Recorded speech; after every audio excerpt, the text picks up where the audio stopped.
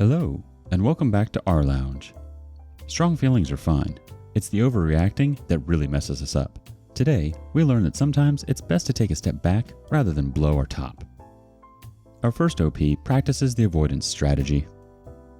Am I the a-hole for not letting my sister announce her pregnancy at my wedding even though I got proposed to at hers? Me, 28, and my sister, 32, have never really gotten along that well. My parents were divorced, and so we never really spent much time together during our childhood. Once we got in our early 20s, though, that changed and we actually got pretty close. Both of us were in serious relationships, and we would always talk about our dream weddings. Fast forward a few years, and my sister was finally getting married to her high school sweetheart. I've never seen her so happy, and I knew this was going to be one of her most cherished moments in life. That was until my dumbass of an ex-boyfriend proposed to me at my sister's wedding. Needless to say, I had absolutely no idea. I rejected his proposal and ended up leaving him after a few weeks of him showing no signs of him being sorry at all. My sister was rightfully upset with the both of us because, in her eyes, we had just took away her spotlight on a day she's been dreaming of for years. I felt so bad that I ended up giving her around half of what she paid for the wedding. A little much, I know, but when you have your whole family against you, you'll do anything for things to go back to normal. It took a couple months, but our bond came back and I ended up meeting my now fiancé. Our wedding is in a couple of weeks, and my sister has been making jokes about announcing her pregnancy at my wedding. At first, the jokes were funny, and I thought they had no real threat to them, but after today, it was pretty clear she was not actually joking. My mom called me telling me that my sister said she was going to announce that she was pregnant during the speeches part of our wedding to get back at me for what I did during hers. I texted my sister saying that it was completely unfair to not just me, but especially to my fiancé, and neither of us were to blame for what X did. She won't hear me out, and I told her if she won't drop it, then she won't be allowed at my wedding. I guess she's been crying to all of our brothers saying that I'm a witch and a crappy sister for not only ruining her wedding, but for not letting her get a tiny bit of revenge. I get it. It must be hard to have that happen at your wedding, but how should it be my fault? I didn't tell him to do it, and my now fiancé definitely didn't either. My dad and brother said I was being petty and that it was only fair I let her do that considering what happened at hers. My fiancé is on my side though, and thinks it best I don't let her come, or at least not come to the reception. I know it might seem a bit unfair for me to not let her get back at me, but I didn't pay the $15,000 pity money just for her to try to ruin my wedding years later. We are both adults, and at this point, I think I could be being overdramatic. A pregnancy announcement and a proposal are two very different things, but I won't lie and say it wouldn't hurt my feelings if she did that to me. Our first opinion comes from Science Not Kids. Not the a-hole. Tell her she gives back the $15K she can. IOPEL responds, "Yep, this. And let the family know that's the stipulation since they're all sticking their noses in. What your ex did wasn't your fault, and you've made amends the best way you can. $15,000 is a ridiculous amount of money to pay to soothe her hurt feelings. Can you please hurt my feelings so I can get a payout too?" If sis really insists to the point where you feel like you really have to give in or split the family, have someone announce her pregnancy once everyone is seated in the church, but before the wedding starts, and you and your bridesmaids walk down the aisle.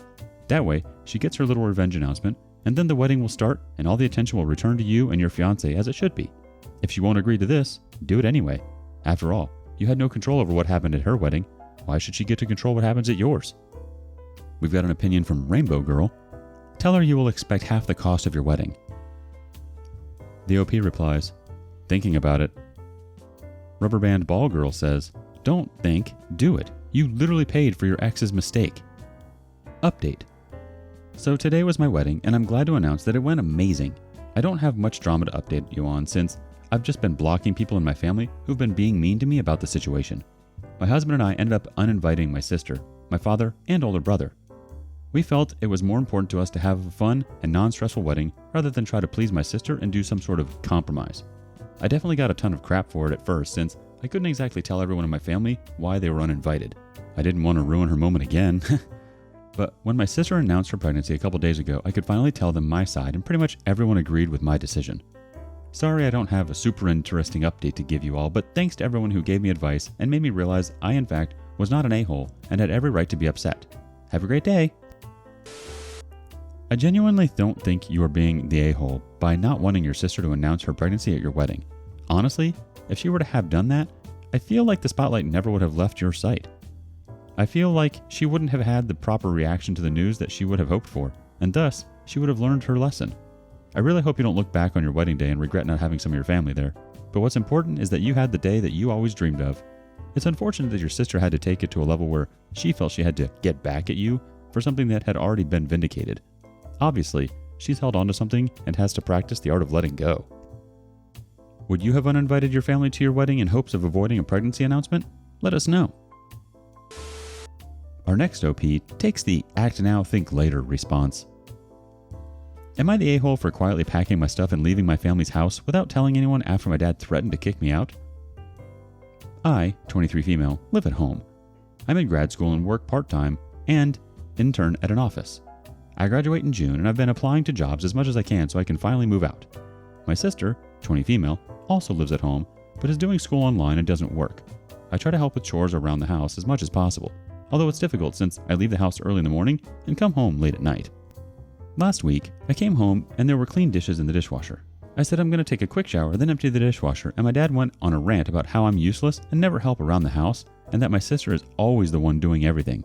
I explained that I do help, and that just because they haven't seen me help doesn't mean that I don't. He asked me to give him an example, and I told him that I took the garbage out the night before.